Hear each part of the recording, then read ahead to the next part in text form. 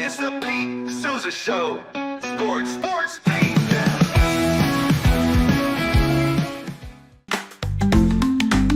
Get ready for epic savings at Best Buy. Right now, you can save up to $700 on select Alienware and Dell gaming products. Perfect for leveling up your gaming experience. Plus, grab the latest Android Google Pixel at an unbeatable price. Don't miss these incredible deals. Shop now at bestbuy.com and upgrade your tech today.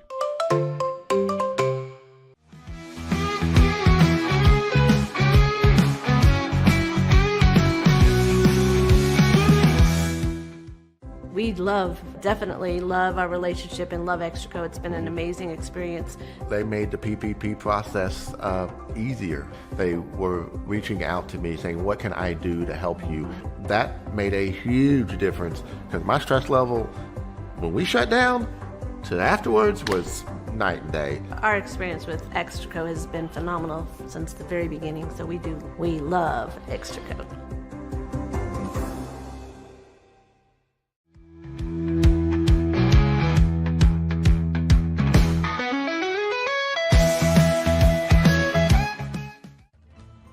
Ready to bring your vision to life? At Small Rig, every idea, design, and product is inspired by you, the creator.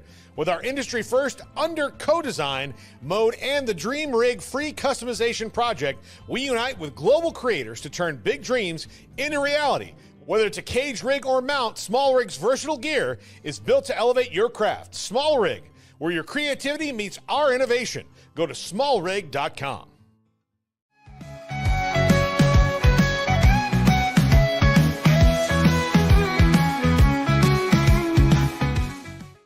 At Rolls Rolo, we don't just sell wallpaper, we create cohesive, cozy spaces. Our deep understanding of design means every pattern, color, and texture is carefully chosen to complement your home. Plus, we use advanced technology and water-based inks for vibrant, eco-friendly prints, ensuring a healthier environment. Visit rollsrolla.com to transform your space today. That's ROLLSROLLA.com today.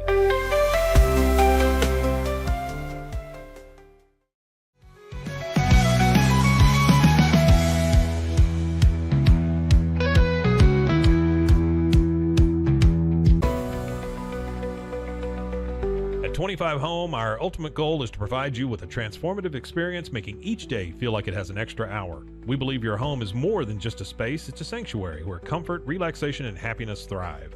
Discover the difference at 25 Home today. Shop now at 25home.com.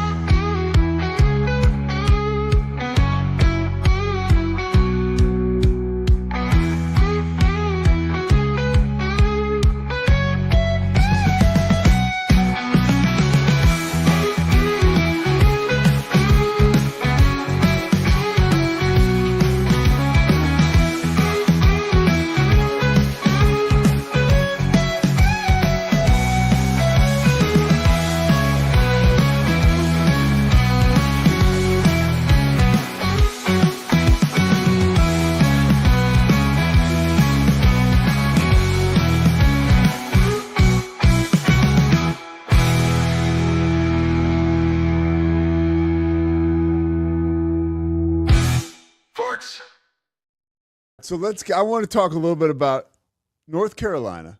I want to talk about, we won't go too deep on that, but obviously you're a guy to talk to about North Carolina, the family of North Carolina.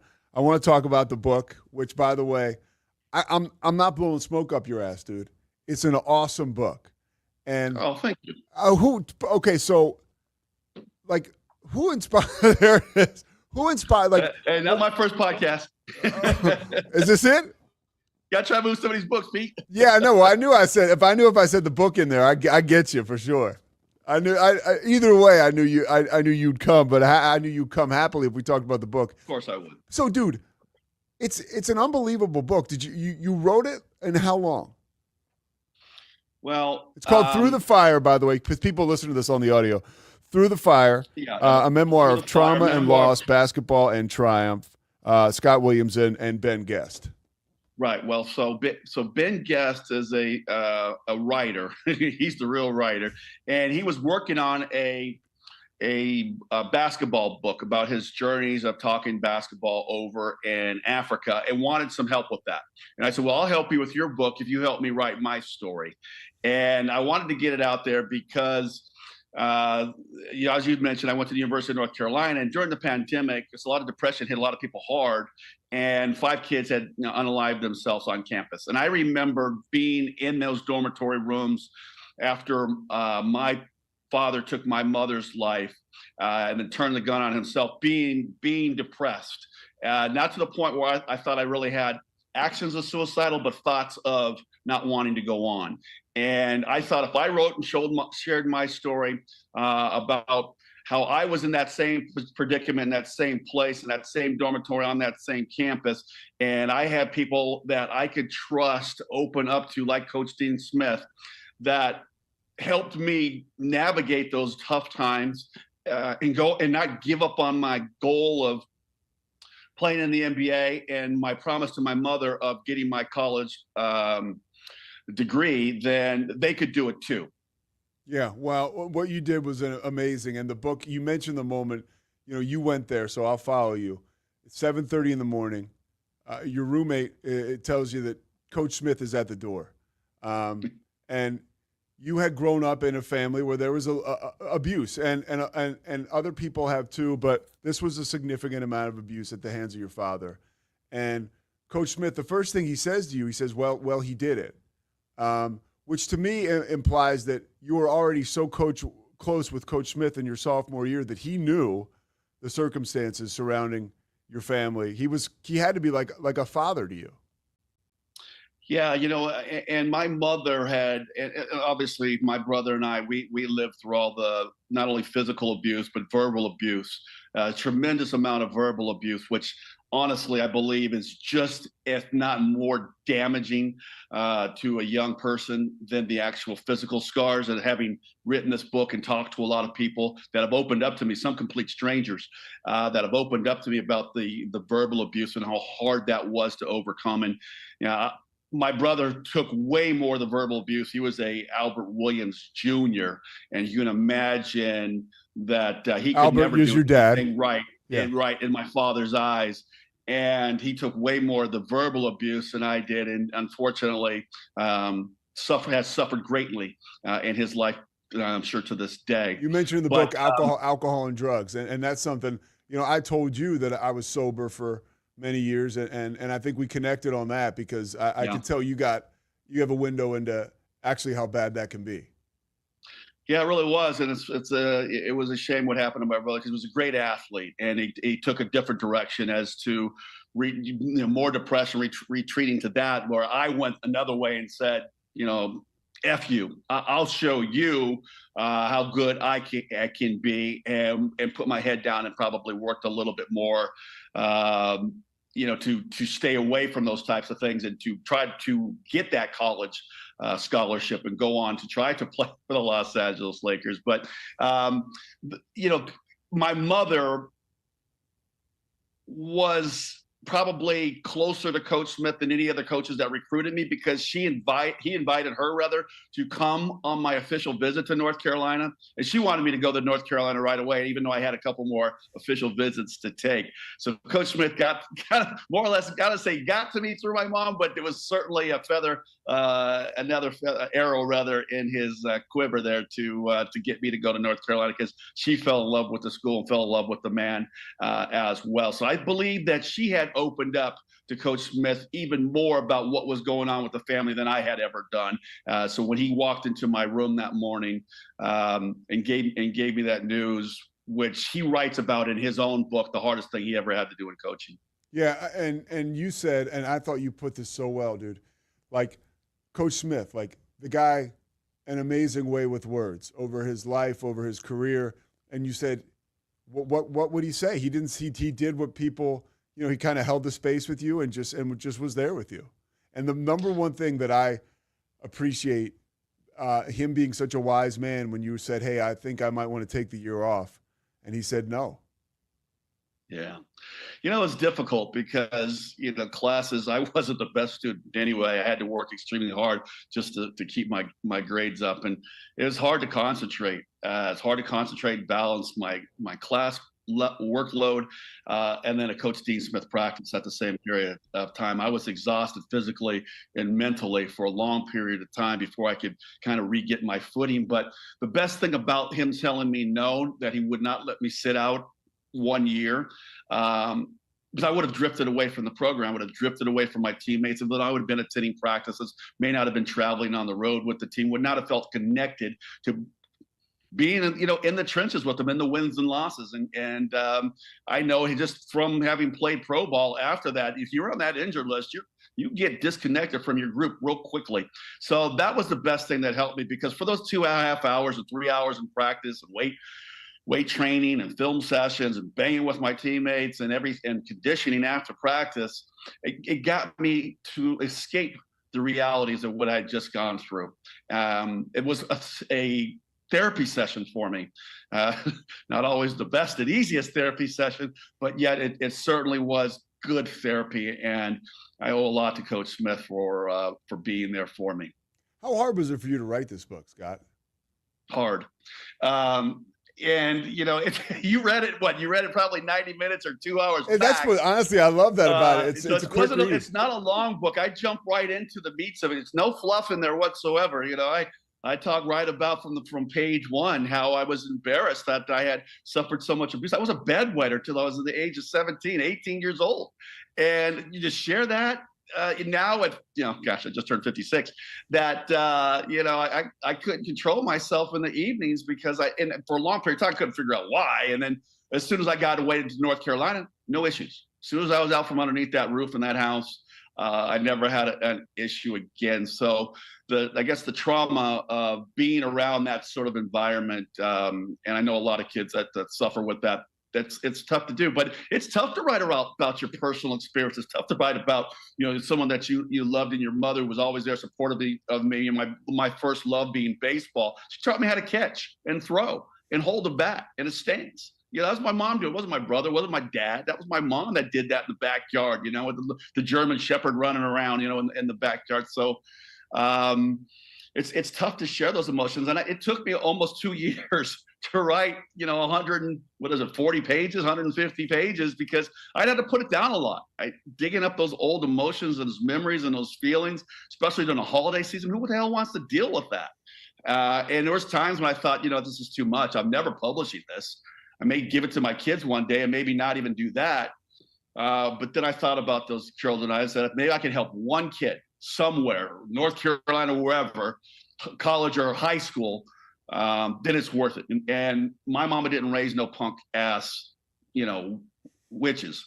So if I had to deal with a couple Twitter trolls, so be it. I'm big enough and thick-skinned enough, I can handle that. Yeah, you talked about when we were on the road in Utah doing that game and for ESPN, and you said many times you thought you weren't going to finish it, and then when you finished it, you said, "Well, I'm not going to have it published," and now here you are. You got to feel pretty strong about that. How looking back on the experience, are you better off for it? 100% yes. I write about that, and I've had a chance to kind of reconnect with MJ, Michael Jordan, since the book has come out. And right when it came out, I sent him a copy and a letter. One of the things that I write about there, when he lost his father to a murder after our third championship in '93, I was so triggered. I didn't have the, guts to reach out and talk to him about what it's like to have a parent murdered. And it was something to this day I regret. So when he did contact me, I asked him if he'd gotten my letter and had a chance to read my book. And he said he'd gotten the book, but he hadn't had a chance to read it yet. But I asked him to do that and to kind of get back to me. I'm hoping to get some exposure because from the book, because I want it to be able to help somebody. And I know that it already has. Maybe not from a young adult's perspective, but people our age that have read the book and tell me that they lived a similar horror and that they had a tough time reading the book. They were triggered. They had to put it down, but they shared all this stuff with me, and people I don't know, like just found me on Instagram and sent me a DM or on Facebook and shared something with me on Messenger. And I think that in itself is worth it to help people have to try to cope. Yeah, I mean, dude, you helped me just reading that first sequence you talk about with, you woke up one night and there was your dad who was abusive, and he was standing in your room, and you put pots and pans from that point from that point forward by your front door so you could hear him.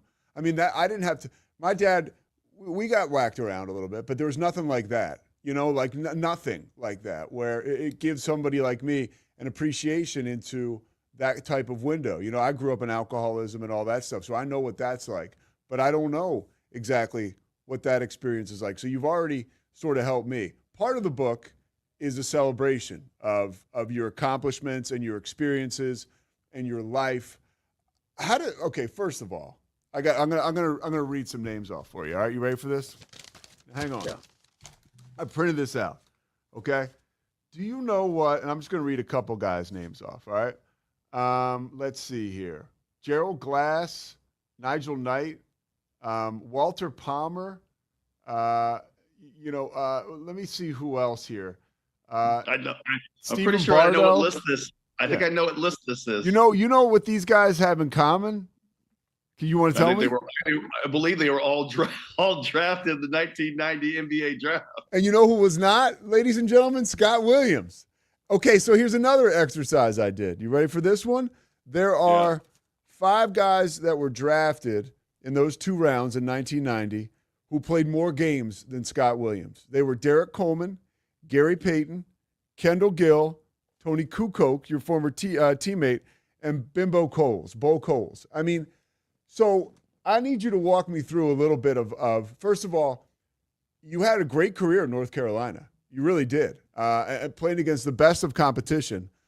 You put up good numbers. You almost averaged a double-double, I think, your junior and senior year. What happened? How come? What was that like, that experience of not getting drafted? Painful. Like you said, I had a solid career at North Carolina. Nothing like the greats Phil Ford did, Tyler Hansborough, Michael Jordan, James Worthy, my idol. After Dr. J, and my second. The picture of your mom with Worthy is amazing, by the way. Yeah. That was taken in the stands at UCLA when we were out there my rookie freshman year. Wow. Okay. I in junior high and high school, I patterned my game after James Worthy. Came up a little short of that, but what the hell? Shoot for the stars, right? Dude, you played 15 years in the league. I had a good career. There's no question about that. Career at North Carolina, but my biggest issue was I had a right shoulder that would sublux and dislocate at periods of time during games. Now, I never missed a practice or a game because of it. I sometimes had to sub out of the game. Like anybody would sub out of a game, normal rotation. I went back in. I never left a game, never to return from the injury. So I even though it was painful, never thought it was going to be an issue to stop me from being drafted. But general managers and I guess medical staffs in the NBA did not see it that way. So I was passed over by all those names and more that you read off on draft night. And I wrote down every name. This is kind of before the internet took off. I had to literally pull out a pad of paper and a pen and write down all these damn names I got drafted in front of me. And I knew that I was better than a lot of those cats on that list. And I made a promise to myself that I'm going to play longer than everybody on this list. Now, you read off games played. I haven't heard that version of it that way, but from the start of the training camp to the time that I retired in 2005, there was only one cat that was still playing start to finish in the NBA. So who was that? Gary Payton? our only Hall of Famer from that draft class, Gary Payton, was still going. Now he's going strong, but he was still going, and I was completely out of gas. I was with a 19-year-old LeBron James and an 18-year-old Anderson Varejao in Cleveland, and these dudes were just running laps around me. So I knew I was officially done and could go no more. But I'm happy with my career. I got to win with one of the greatest players of all time, if not the greatest player of all time, in Michael Jordan. I write about that experience in the book, and finishing with LeBron James after having seen multiple Hall of Famers along the way, from Dirk Nowitzki to Steve Nash to Scottie Pippen, Tony Kukoc. I'm sure I'm Ray Allen. I'm probably forgetting a couple, but it was refreshing again to see a guy approach practice, film sessions, weight training, overall knowledge of the game, wanting to talk hoops on the plane the way LeBron did. There's no question I knew that he was going to be a great pro. I knew he was going to make all-star teams. I knew he'd probably make a all-NBAer. But shit, I didn't know he was going to go on and score 40,000 freaking points. Well, and you said the league's all-time leading scorer. So it's been pretty impressive for me for the last, 20 years. You're also a touchstone of knowledge, because when we were out in Utah for the Oklahoma State BYU game, Mike Boynton they had John Michael Wright talk to you, who's one of their star players, and you had to educate John Michael Wright on why just maybe MJ was better than LeBron. You played with both of them in the same time, and in your opinion, you said Michael was a little bit more of a killer. 100%. Yeah, LeBron's phenomenal, and I don't like when players or fans or whoever try to bash LeBron to make Michael better, or to bash Michael to make LeBron better, because the guys are both phenomenal, and things they have accomplished should never be bashed. But if I had wanted to put the ball in the hands of one dude and say, go win me a game, there's no doubt in my mind I'm going to put it in the hands of Michael Jordan, because that dude just refuses to lose. And he does it with not only just with, the expectations that he's going to deliver a victory, he surpasses the expectations on how he's going to deliver that victory like anybody I've ever seen before since. Well, you mentioned, playing with MJ. He actually jump-started your career in a sense. You got to play with him for 3 years, right? And you win 3 championships. Yes. But how do you end up in Chicago, for people that don't know the story? It's amazing. Happenstance, luck, I think, more than anything else, Pete, because after not getting drafted, after finishing my list, shortly after that, I'm in Chapel Hill, Jordan's in Greensboro for a camp for some underprivileged kids. He's brought a couple of his NBA buddies from Chicago. Some guys came up from Charlotte to basically play a pickup game. And they just divvy up the teams. And sure enough, I got a last-minute invitation to play in that game. And I'm thinking, hey, if I'm going to try to make it to the NBA, I got to try to get into this game to see how I stack up against pros. And Jordan put me on his squad. And I held my own. I wasn't the best player on the court for sure, but I wasn't getting pushed around by the physicality. And this wasn't no all-star game like you see today, 196 to 178. This was a war. In fact, there's going to be a documentary that comes out soon called The Greatest Pickup Game Ever, about the legend of these games. And Jordan told everybody before we took the court, if you're not here to play serious basketball, you can leave. And there's a bunch of guys who ain't getting paid. Like, I'm happy to be there, but these are pro guys.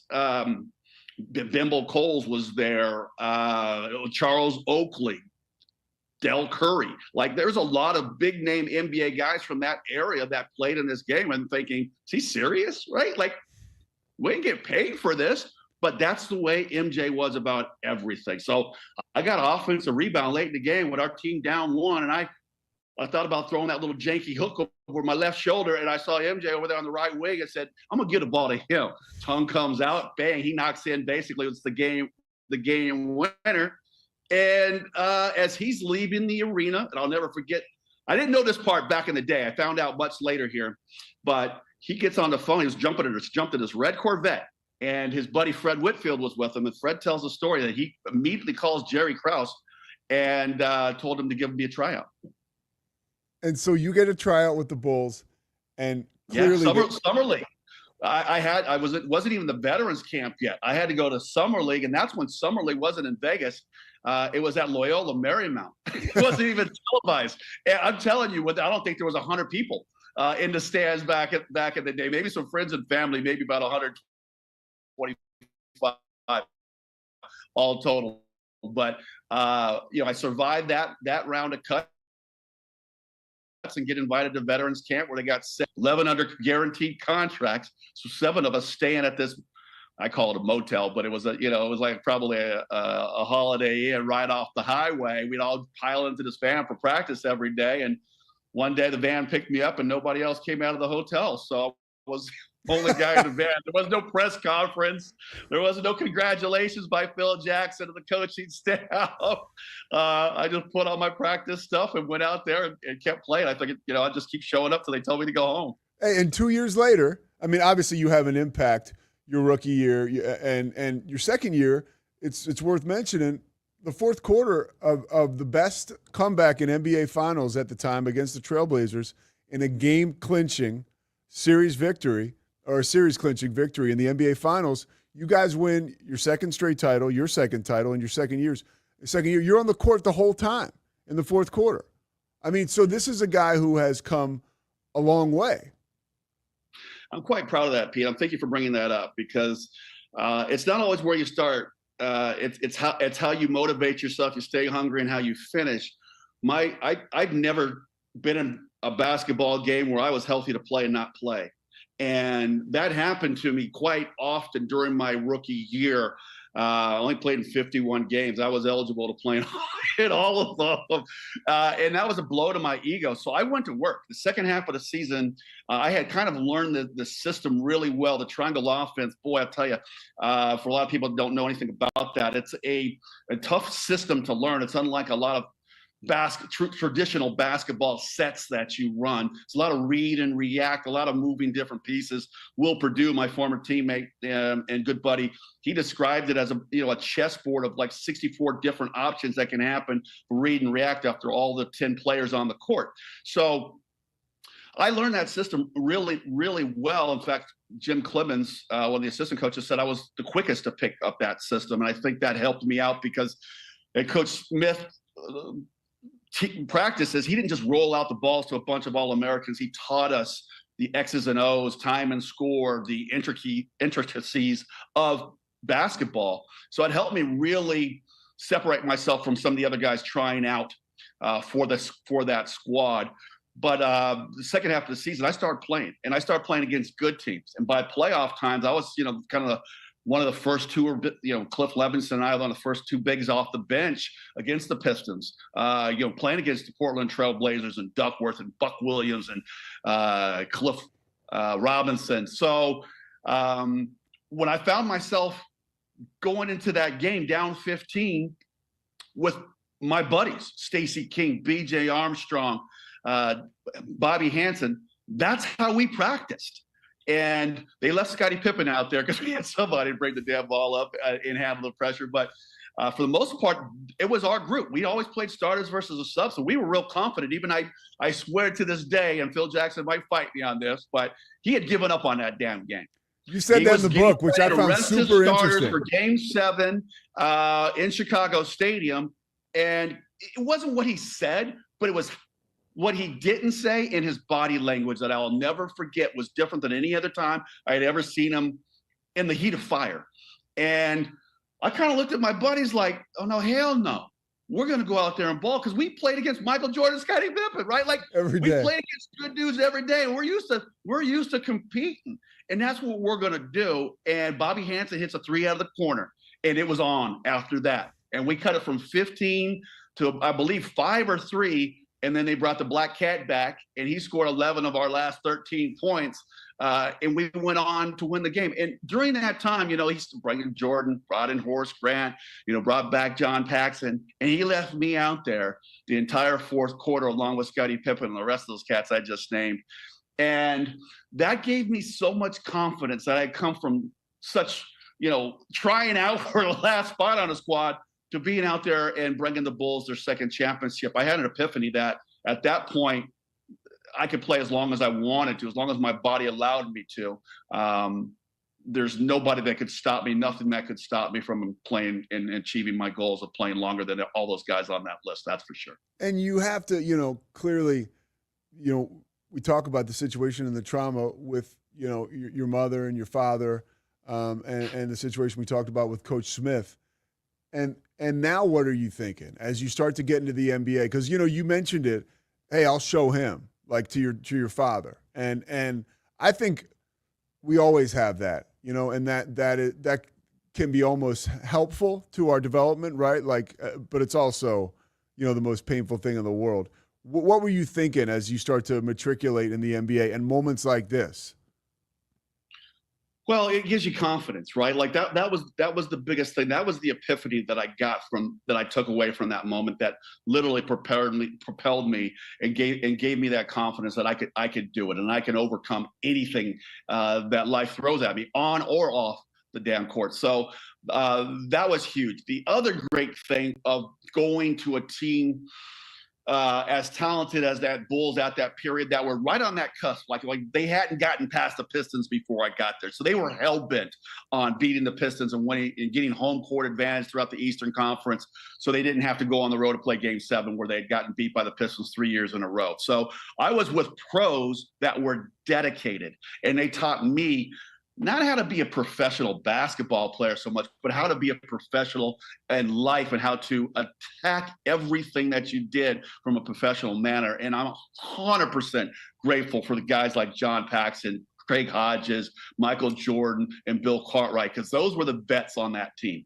And those lessons that I learned, both some verbal, some not, communicated by example, certainly that helped my career. And some of those cats that I had mentioned, the NBA was really kind of an expansion era right there. So there was 4 new teams in 2 seasons. And some of those guys that were the higher draft choices, they might have gone to one of those teams that, they had players that were pros, but they didn't have great players that were really dedicated in losing situations and probably didn't get those types of examples and those lessons that I just talked about. And their careers weren't as long or as fruitful as it had been if they had been in my shoes in Chicago. I guarantee you that. Yeah, you take complete advantage of the opportunity. And you mentioned you're kind of helping young or those guys are helping you, a young man, become a professional.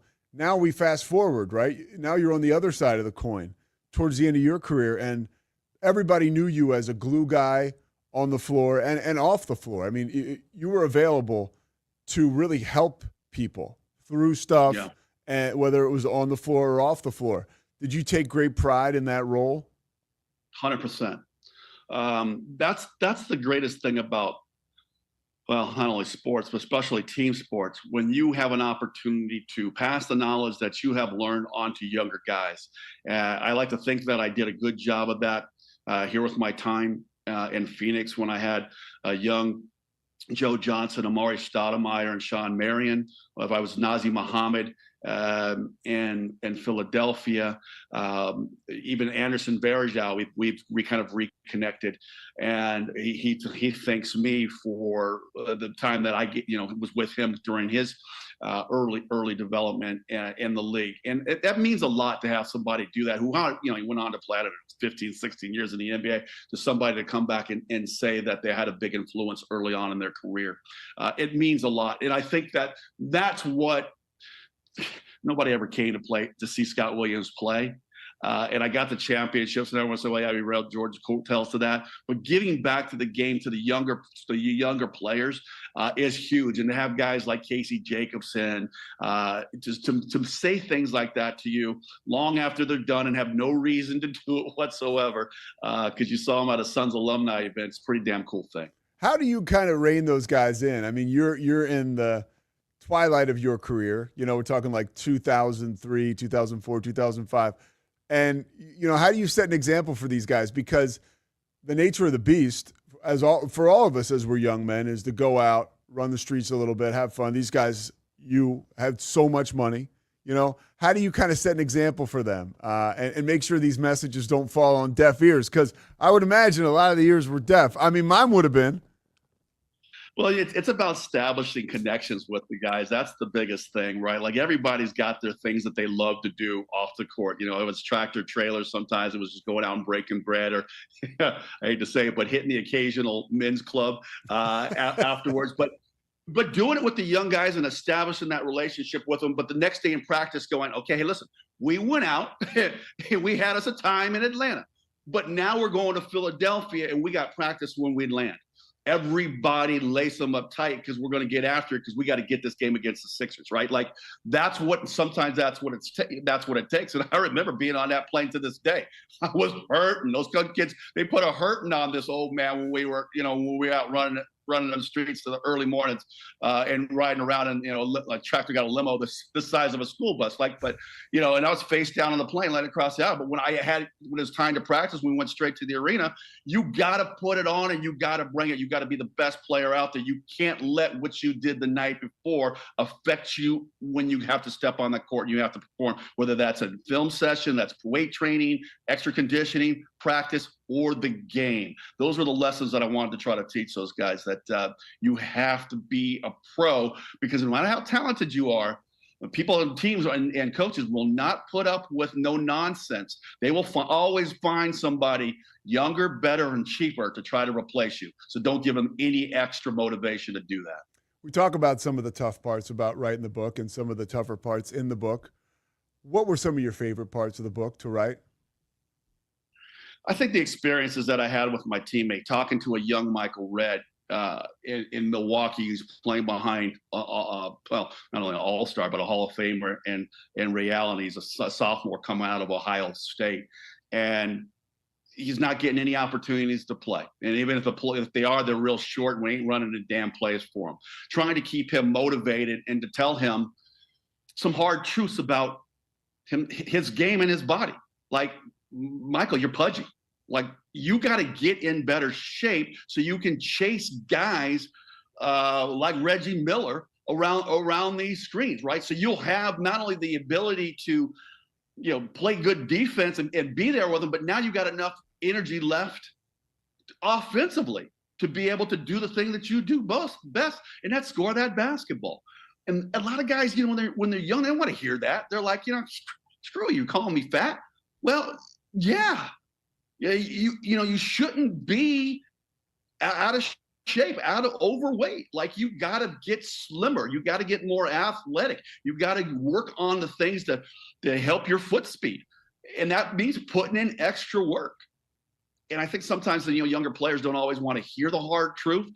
But if you've established a connection with them, it gives you the credibility to be able to talk to them like a man. And I didn't do that in a locker room full of guys. That's a one-on-one conversation you have with somebody. Never try to embarrass a teammate. Well, and it's, it's funny, and even on like lower levels, I don't want to say lower levels, but even in situations like me, like if I have a situation, I can call somebody out in front of a bunch of people, and it's almost easier. Like, and then you just kind of ride off into the sunset, like, okay. But to grab somebody one-on-one, to look them in the eyes, man to man, or whatever, and tell them what's bothering you, that's hard. And that's like esteemable. To do that, it elevates the whole relationship. It elevates you as the person who needs to have the talk with them. And hopefully the opportunity is there to elevate them as well. Oh, I agree, Pete. I mean, you nailed it. It's leadership, right? Like, maybe I'm not the star player on the team, but I think every veteran has a leadership role to play. I just like finding one of the young guys that I made a connection with. I ain't trying to talk to everybody. That's hard to do, but to have a group setting, organizing dinners out on the road in Portland, in Los Angeles, and having good buy-in where you're getting 80% of the guys show up, that helps. When I was here in Phoenix, for instance, it's Sean Marion and Penny Hardaway. We had Joe Johnson. We had Sean Marion. We were predicted to finish second to last in the league. There was no team chemistry before I got here. I got these guys that like one another. We did stuff off the court. Also, we get the eighth spot in the playoffs. We take 2 games from the eventual champion San Antonio Spurs. Overachieving in sports is the greatest feeling, even if you don't win a championship. And I believe that I was an overachiever for my entire career in the NBA. So down the stretch in the NBA, you're on some great teams, by the way. I want to talk about your experience. I'll let you out of here in a little bit. I'll talk about your experience with the Bucks. You were, as a Sixers fan, you get suspended for Game 7 of the Eastern Conference Finals. That game was so close. If you end up playing in that game, you had a major role for that Bucks team. If you play in that game, you probably go to the championship and beat the Sixers. I mean, I think it was a 1-basket game on the road in Philly. So walk me through as a player, because people talk about this Draymond, or people know what he's thinking. You weren't like that, but you were suspended for a huge game. What's it like to be a player going through that? And how did it happen? I guess we'll start there. How did it happen? You just opened up a wound that's never healed. And that happened in 2001. For all that I am, that my mama raised me to be, getting back to the NBA Finals was the most important thing to me to do as a player. To the success that I was able to experience, not once, not twice, but my first 3 damn years in the league. We used to ride around my bike in Chicago up to Wrigley Field in the summertime, and to have people yell out, "Hey, champ," or you go into a bar and you pay for nothing here. Everything's free. To have that feeling of being on top, it's something that you just can't recreate. There's no drug, there's no drink, there's no sex, there's no money, no car, no clothes, nothing you can buy that replaces that feeling or even comes close to, for that matter. And so when we were playing the Sixers, a team that I had just been traded from a couple of years prior, they stood in the way of what I wanted again, that feeling that I wanted again. And I had picked up 2 quick fouls in games 4 and 5 for what I will tell you to this day. Now, listen, I'm the all-time ACC fouls leader. And swear I didn't commit half of them. But I'm telling you to this day that I did not make those fouls in games 4 and games 5 after the way Tyronn Hill. Tyronn Hill, think he was banging on me, and Dikembe Mutombo, who hadn't, by the way, gotten his first foul to the second half of game 4, which he was a walking foul out there. But anyway, I was determined that I'm not going out with that. Next foul I get, I'm going to earn. And so Allen Iverson in game 6, he comes flying past Sam Cassell. No shocker there. Sam couldn't stay in front of an office chair with wheels on it. But the little sucker came flying in there, and I looked at this as my opportunity to send a message not only to the Sixers and to my team, but the NBA, not putting up with these ticky-tack fouls that I would get, breathing on him every time he came to the lane. So I with my forearm at about his shoulder level, cracked him real good, real nicely. And I don't know if his feet came off the ground, but he flew into Irvin Johnson and then tumbled down like a bag of bricks. And they hit me with a flagrant 1 foul, which at the time wasn't that big a deal under the rules. You were allowed 4 points. So basically a flagrant 1 was 1 point, flagrant 2 was 2 points. And you didn't get suspended from a game until you hit 4 points.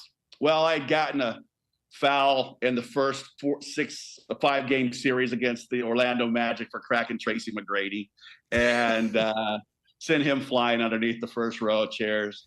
And then, I can't remember who it was for Charlotte, but I told Sam Cassell, you were going to run side pick and roll, because he gave me a cheap shot in the game before, and I said, you run him over on the side. I'm going to come over and set the screen. Well, I never stopped, and boom, he goes underneath the first row of seats too.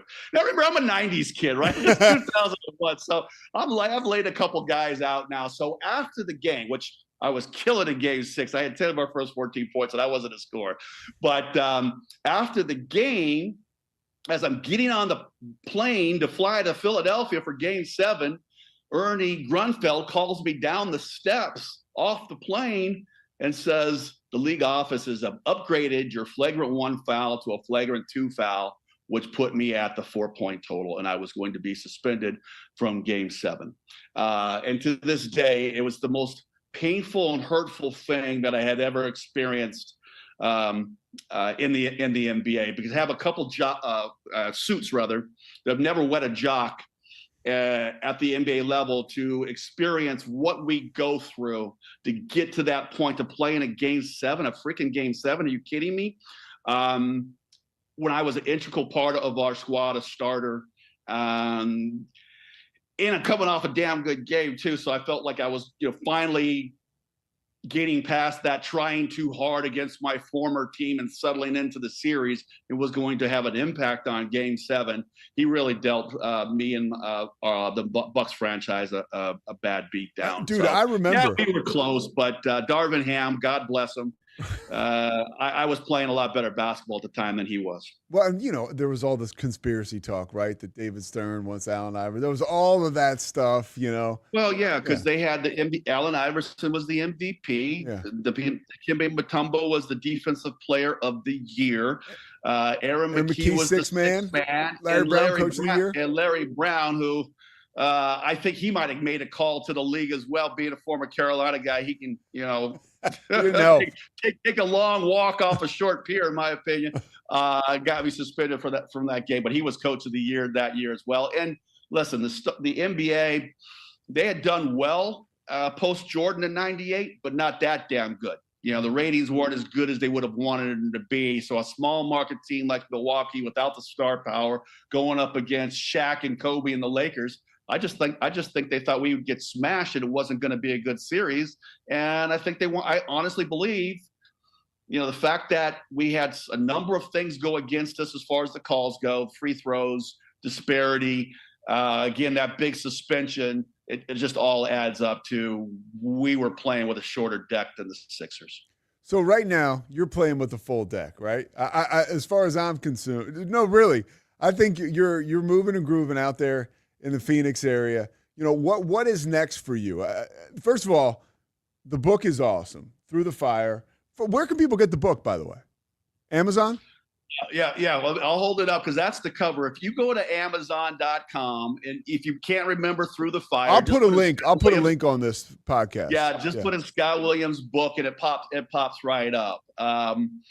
Amazon.com. We got it in paperback and hardcover. It's also available as well. You can get it on your tablet. Also, you can also, for my loyal Barnes and Noble people, I didn't know that people were still loyal to Barnes and Noble. You can also get it paperback at Barnes and Noble as well. All right, let me ask you a question. I'm going to put you on the spot. Are we going to do an audio book? Well, that's what everybody kept asking me, and I have not done it just yet.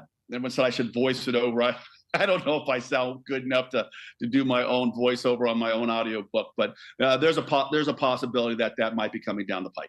Yeah, all right. You let me know if you need any help making that happen. Because I'm telling you, dude, this is a great book, and the more and more people can get a hold of it and read it, and the inspiration that comes from it. Because to me, dude, there are two things that's a sweet spot for me.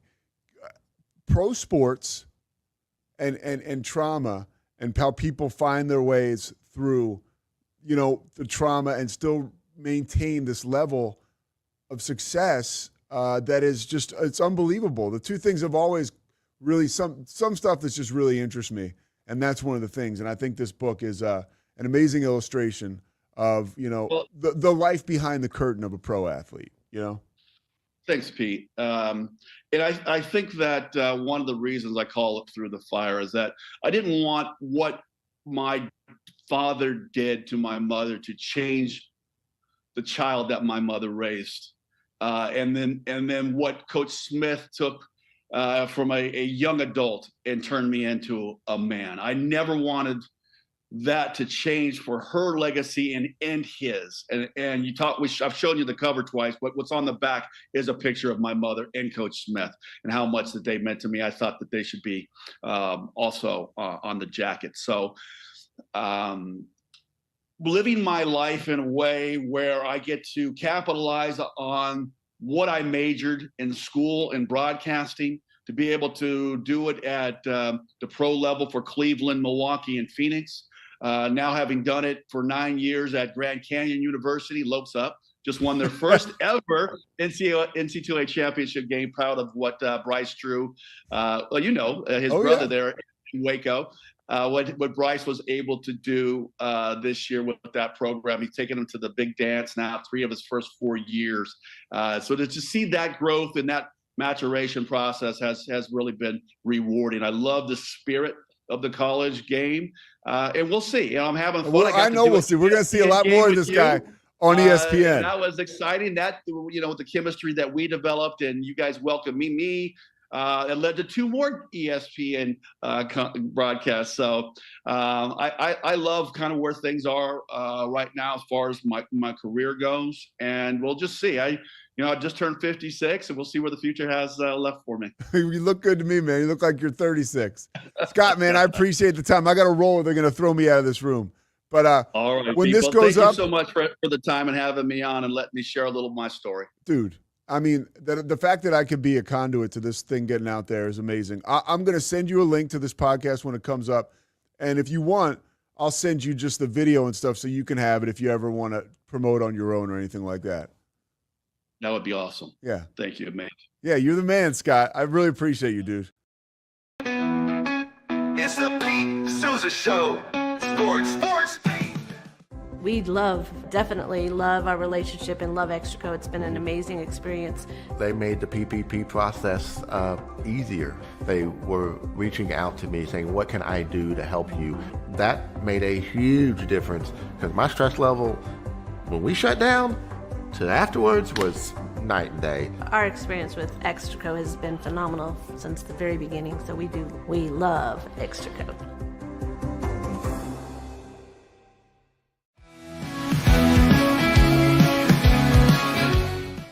Nobody tells our stories better than our clients. The difference is stark. I was rear-ended at 70 miles an hour. I was injured, had a concussion. The insurance company, they delayed. They were playing games from the initial conversation. They weren't going to help me. The biggest thing I learned through this is that you can't go through this alone. I called Daniel Stark. They were going to help me and everything was going to be all right. Daniel Stark got me 10 times the insurance company offered. The difference is stark.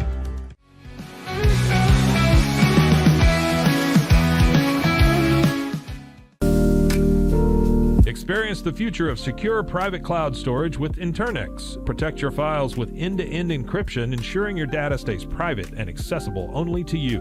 Enjoy seamless, fast storage without compromising security. Visit Internex.com today and take control of your digital life. That's INTERNXT.com today.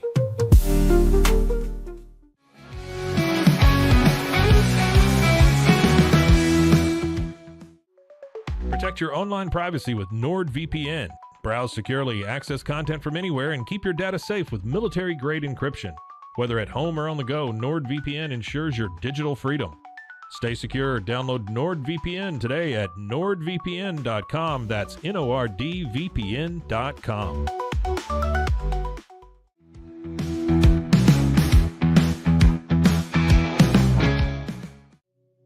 Farmhounds offers natural treats and chews made with quality products that support family farms, regenerative agriculture, and humane farming practices.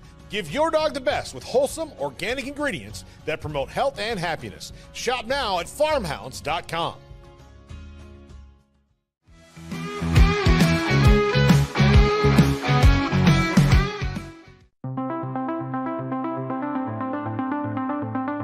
Transform your workspace with Hanomi Ergonomics. From adjustable chairs to standing desks, we provide solutions for comfort and productivity, whether at home or in the office.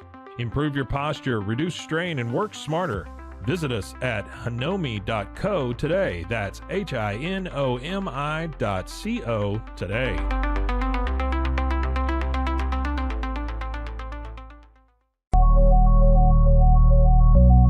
At Acasis, innovation drives us. Since 2008, we've been creating cutting-edge technology products that make your life easier. With a focus on performance, design, and customer service, we're here to help you work smarter, not harder. Join us on our journey to simplify your world. Visit acasis.com today. That's ACASIS.com today.